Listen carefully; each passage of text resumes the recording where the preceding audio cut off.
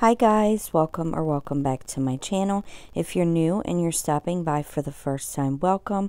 I am so happy to have you.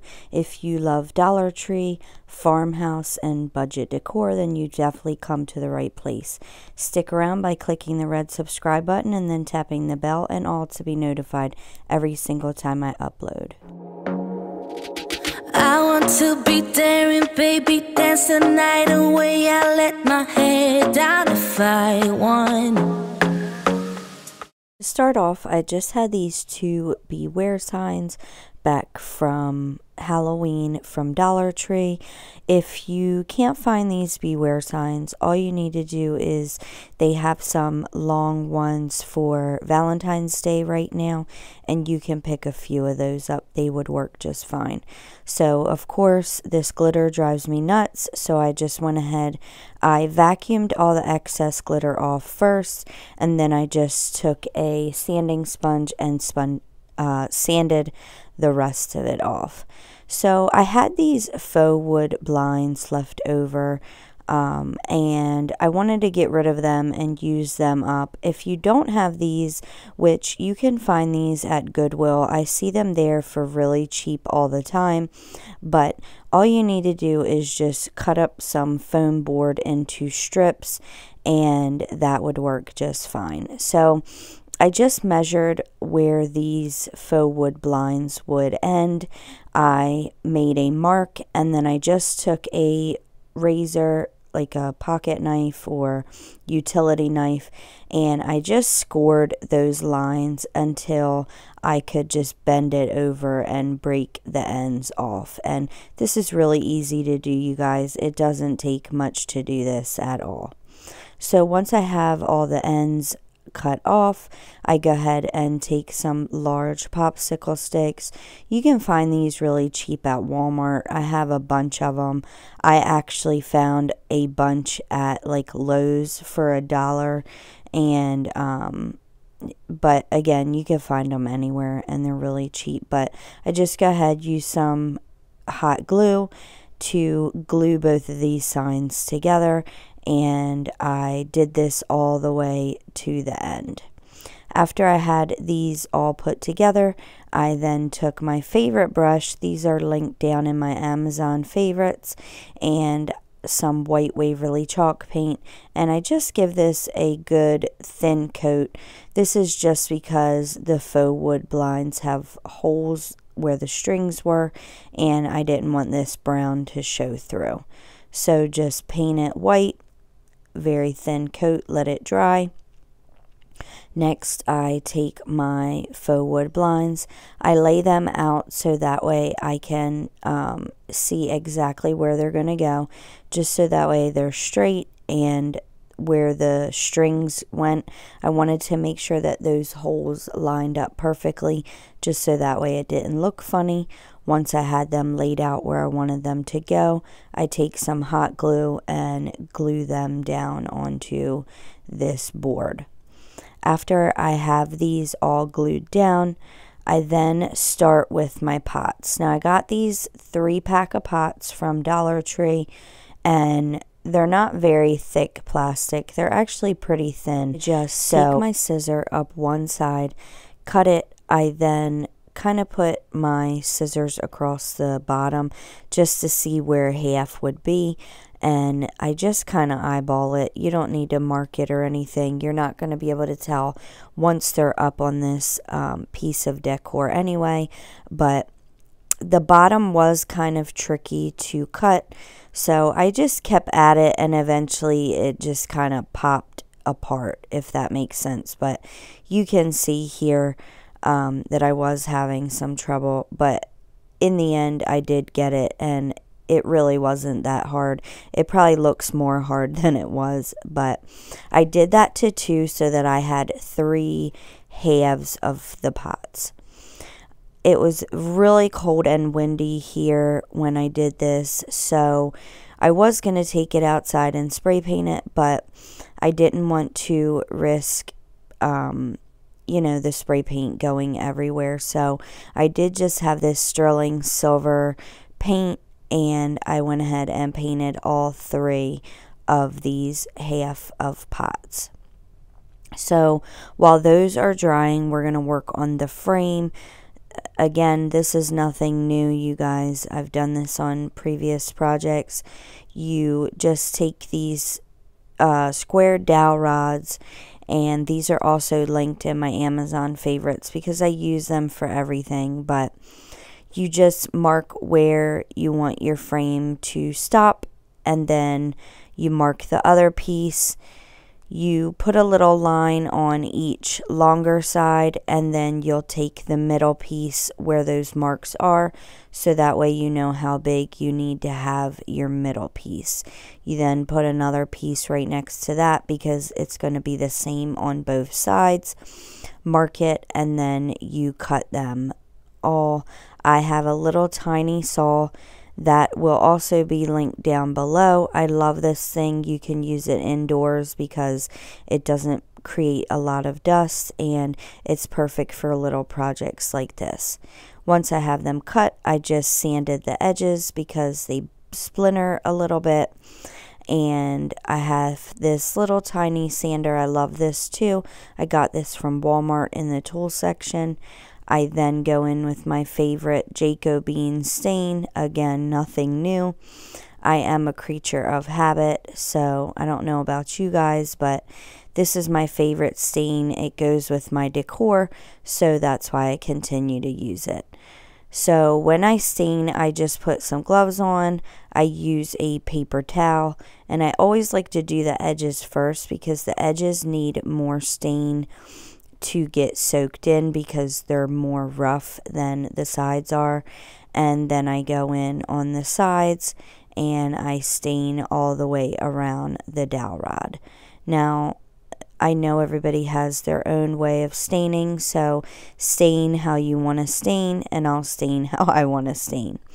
Now, I got questions about the way that I galvanize, so this is going to be a little bit of a longer clip just so that I can explain it.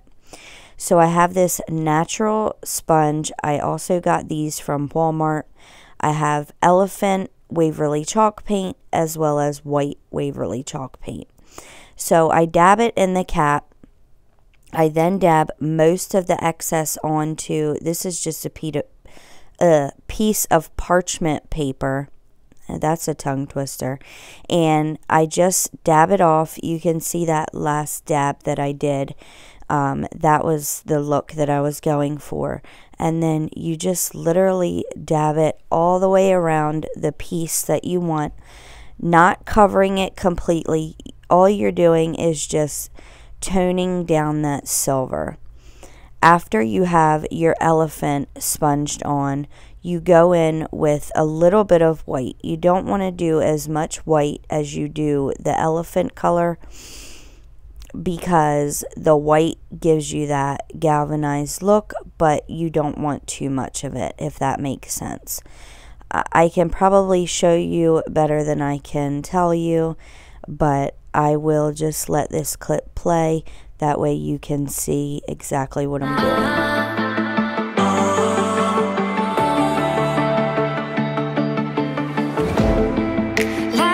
We had something. Tonight I'll be guessing, but I don't really have a case. You don't have to mention, you just like their attention. It's written all over your face. I don't wanna play the quiet time when I'm near you, reading old messages on my phone every time I see you. Tell me, is this part of an act, just to keep your image intact? If you think that strategy's smart, I'm not gonna defend my beating heart. Once I have all my galvanizing finished, I hope that that helped you. If you have any other questions, leave it in the comments down below.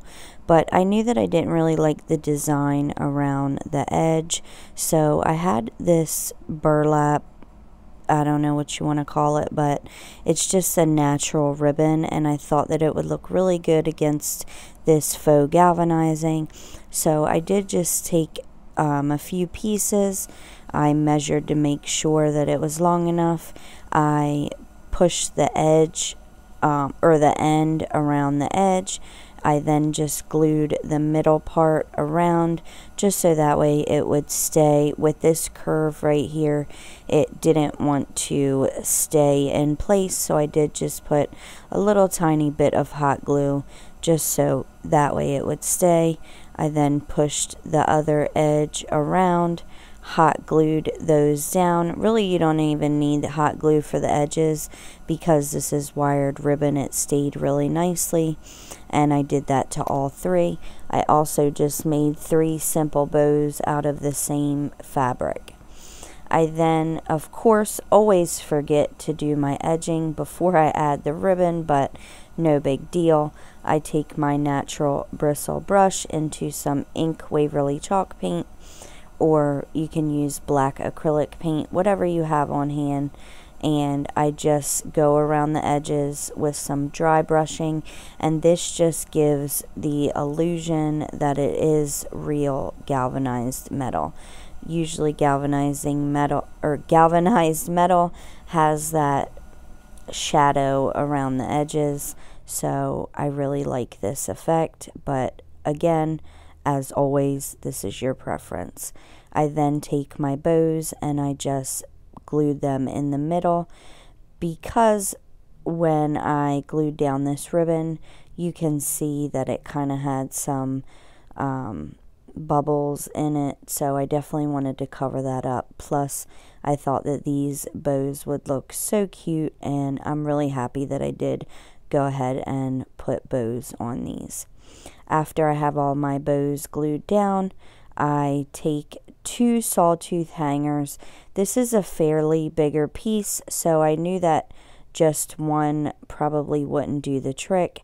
So I did go ahead and just glue on 2 sawtooth hangers. It's not heavy or anything.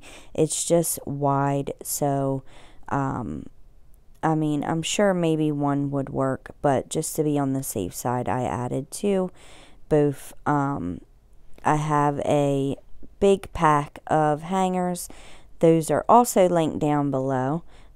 Everybody loves Amazon, and so do I, because it gets here quick and they have everything and it's fairly cheap. So anyway, next I flip it around and I just go ahead and glue down my frame. Now, when I glue down the frame, I always start with the bottom first. I then put my side pieces on, because you guys, I'm no carpenter. Sometimes my cuts are not exactly perfect, but if I put the sides down first, then I can butt the top right up against it. So that is why I always do it this way. So after you have the sides, then you want to put your top on. After you have your border glued down, you then go in with your pots. I lay them out to see exactly where I want them, and instead of gluing like on the outside edge, I kind of glue on the inside edge. You can see what I'm doing here, just so that way the hot glue wouldn't seep out the sides and then you can see it. And for the next 2, I just took a pencil and kind of marked it. Here you can see they're kind of uneven, but I do go ahead and glue them down evenly, even though my marks weren't perfect. But that was just kind of a guide, just so that way I knew around about where to glue them down. So after I have all 3 of them glued down where I like, I also wanted to mention I did glue them down further towards the bottom, just because I knew I wanted to put greenery, and the greenery is kind of tall, so I didn't want the greenery to pop off of this decor piece. So I just stood it up and glued on the inside, just to make sure that the pots would be secure. I then had these Greenery picks from Walmart. They're really bushy and cheap. This is the eucalyptus, I believe, for $2. And I just went ahead and clipped some of them off. This did take like 1.5 picks, and I put 3 in each. I then just had these cotton stems from Michael's. They come in a bag, and I just put a few in, and that is it, you guys. That quick and easy and cheap to get such a high-end looking decor piece. I hope you guys really enjoyed this video. Please leave it a big thumbs. Please give me a big thumbs up if you enjoyed it, and I'll catch you in the next one. Bye.